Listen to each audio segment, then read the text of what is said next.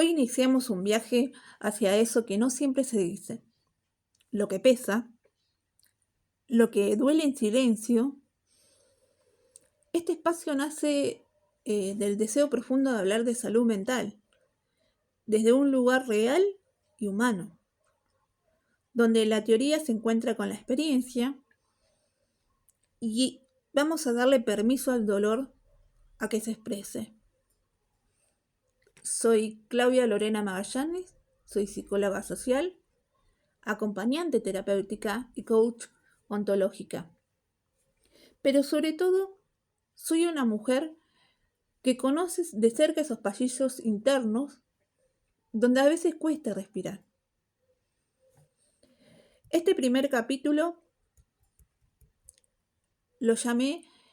me interesó llamarlo lo que escondemos, porque todas y todos llevamos dentro de nosotros mismos rincones oscuros que evitamos mirar.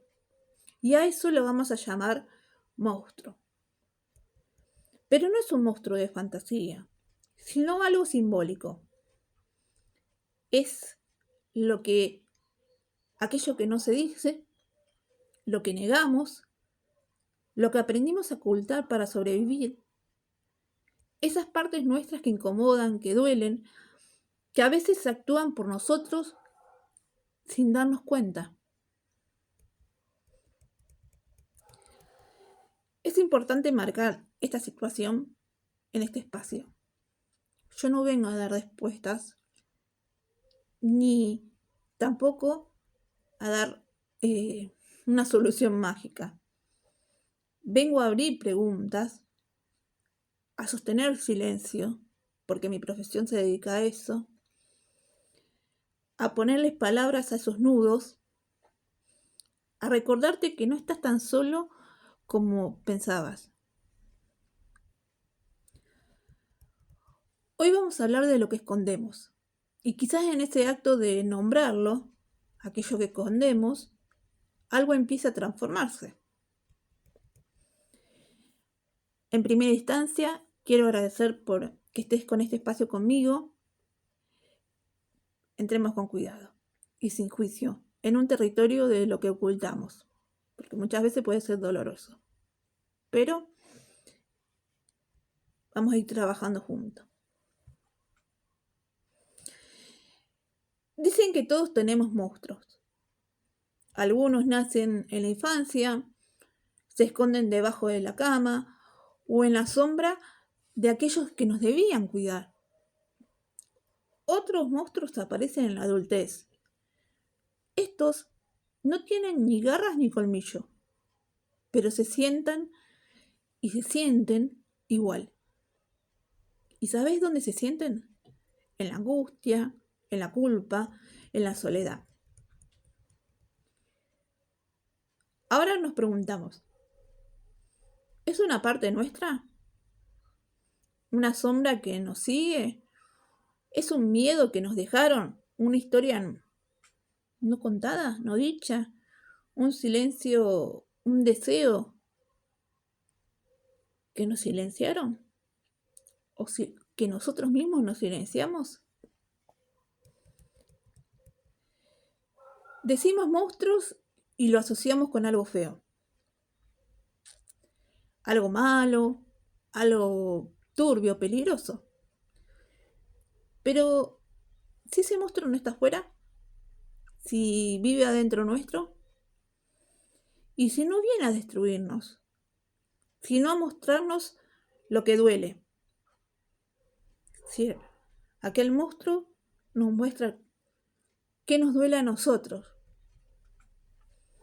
Hoy te invito a empezar por una pregunta, una simple pregunta. ¿Qué es un monstruo? Y si no es lo que creemos, y si lo que más tememos ya está en nosotros.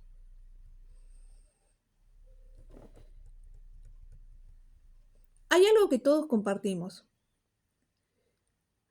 algo que no siempre se ve, pero que está. Una parte oscura, incómoda, una sombra que a veces nos atraviesa, que también nos asusta, nos frena y nos transforma para nuestros proyectos, para nuestro presente y para aquellos proyectos para el futuro que queremos armar o simplemente convivir. Hoy vamos a hablar de aquello que cargamos sin saber cómo nombrar. Ese lado que preferimos ocultar, negar o disimular.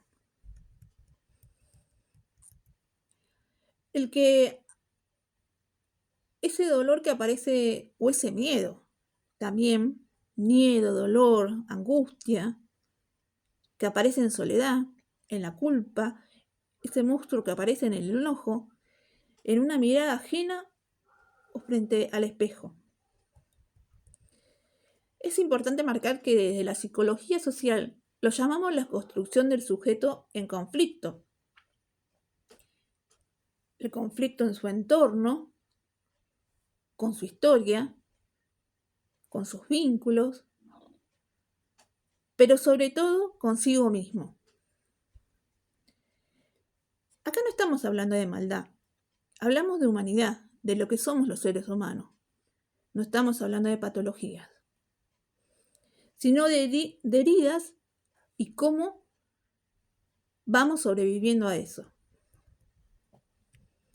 Y aunque a veces esos lados oscuros parezcan monstruos, la verdadera pregunta es, ¿de dónde vienen esos fantasmas? ¿Y por qué? Y a veces terminan ganando.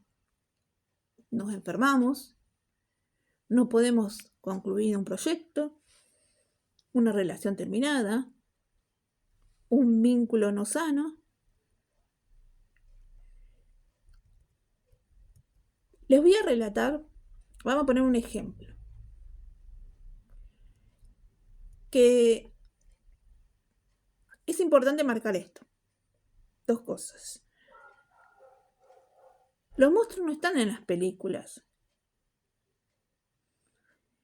Muchas veces esos monstruos están en nuestro propio cuarto, nuestra propia pieza, en un vínculo, en la mirada de aquel que te dice que te ama, pero te duele.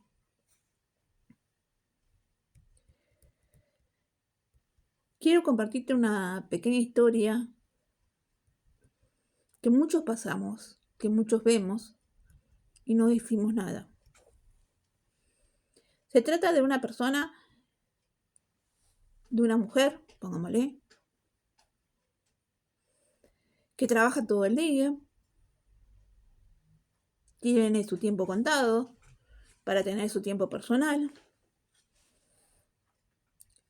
No pasa nada grave en su vida, pero pasa lo cotidiano. ¿Y cómo lidia con lo cotidiano? Les voy a leer un pequeño relato ficticio.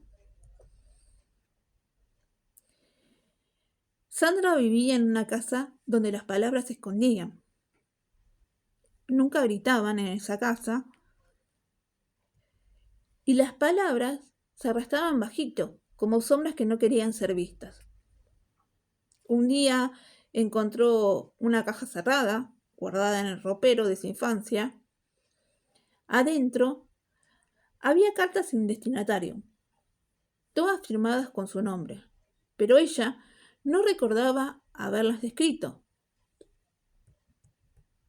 Las abrió y cada letra donde estaban las cartas era una herida, un secreto que no supo gritar, un amor que dolía, un miedo que nadie había escuchado.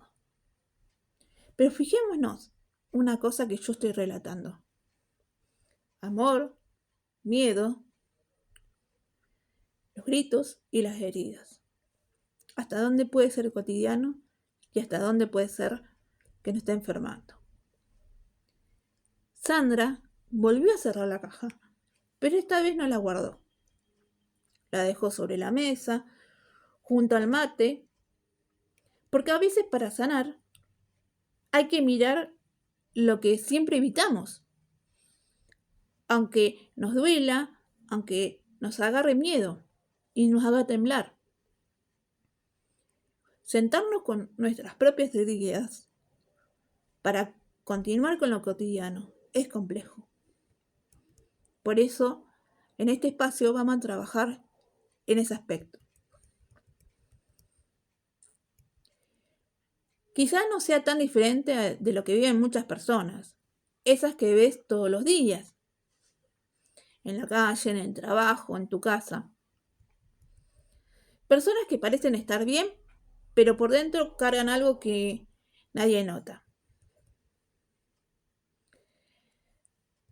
Sandra es un ejemplo. Llega a trabajar con una sonrisa impecable, pero no duerme bien. Ella llora en el colectivo y en su casa nadie pregunta el por qué llora. Afuera todo parece normal. Nadie se da cuenta de su angustia. Pero adentro hay una batalla silenciosa. Eso que se oculta detrás de una sonrisa forzada, eso que no se nombra, eso que también existe.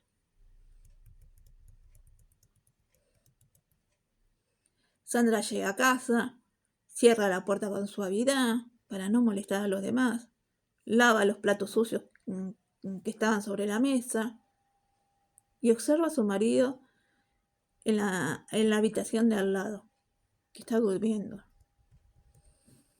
Ella camina hacia el baño, pero no enciende la luz. No lo quiere molestar. Se mira en el espejo, a oscuras, y en esa sombra de sí misma reconoce un gesto. Uno que no es suyo. Uno que aprendió de niña. Uno que le hace apretar los dientes y callar. Eso también forma parte de ella.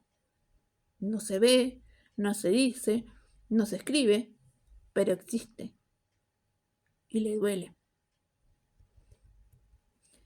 No se trata de una gran tragedia, se trata de la vida cotidiana, de los silencios que aprendimos a sostener, de lo que callamos por costumbre. Ahora acerquemos el lente a esta historia. Ella no se volvió un monstruo. Está sobreviviendo al afuera y también algo que creció en su interior. ¿Por qué eso pasa? Lo que nos hacen a veces se transforma en lo que hacemos. Y no lo notamos hasta que ya es tarde.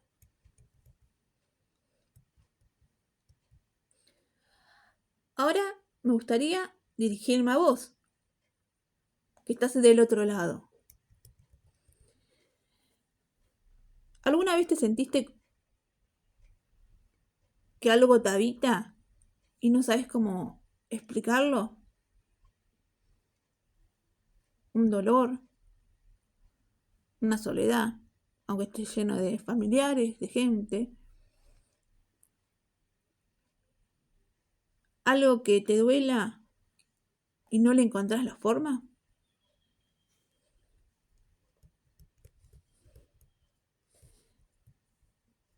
En eso siempre hay que verse al espejo y preguntárselo.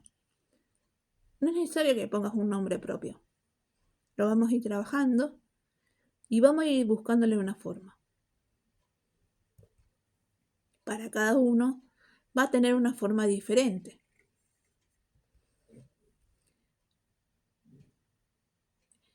En estas herramientas que nos brinda la psicología social, podríamos pensar que esos lados oscuros son las excepciones, son los errores, los fracasos individuales, pero no es así.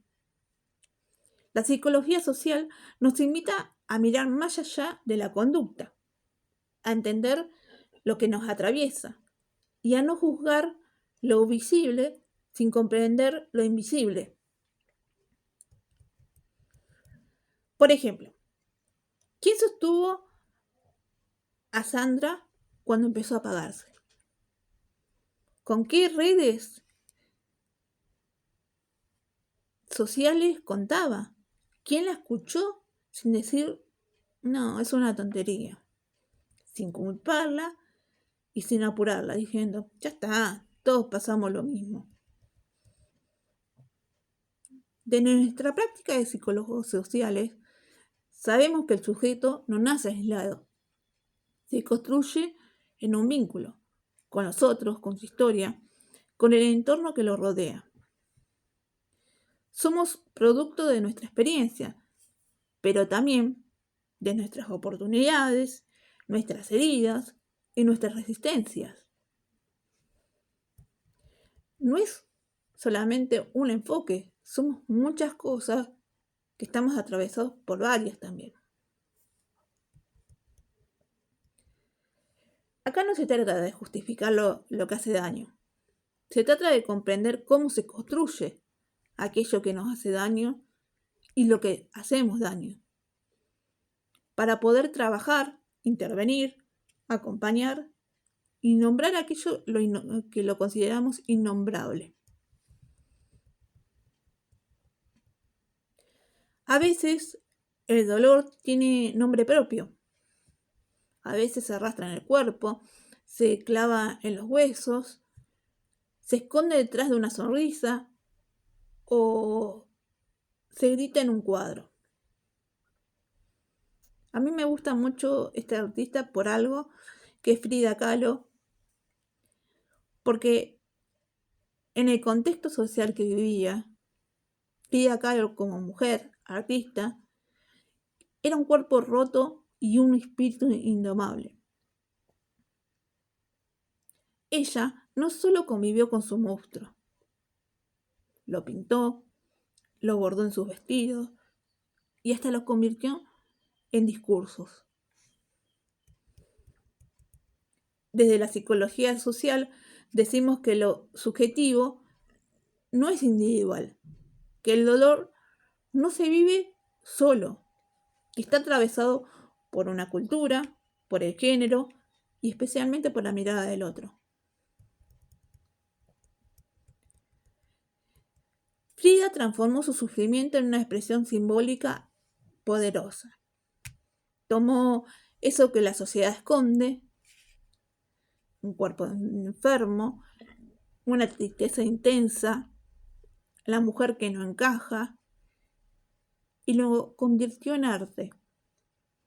Lo volvió grito y especialmente lo volvió identidad. Ella no venció al monstruo.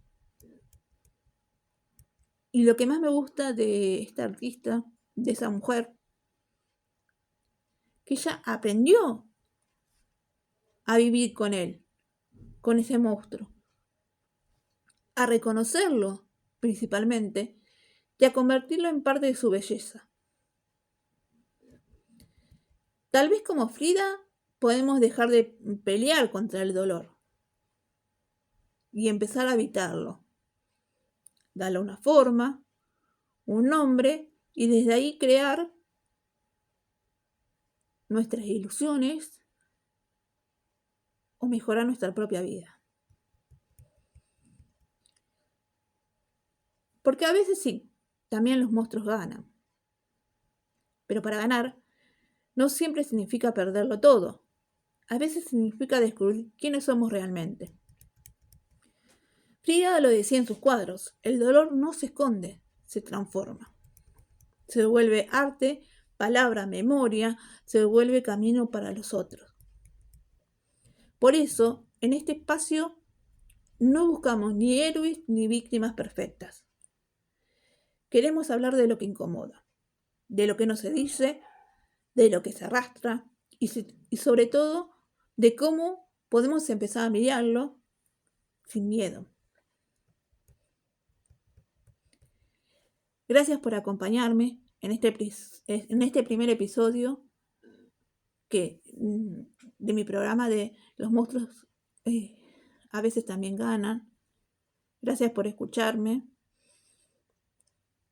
Ojalá que todo esto te haga pensar, sentir y ir a habitar aquello que está oculto y que callamos. Chao. Hasta luego.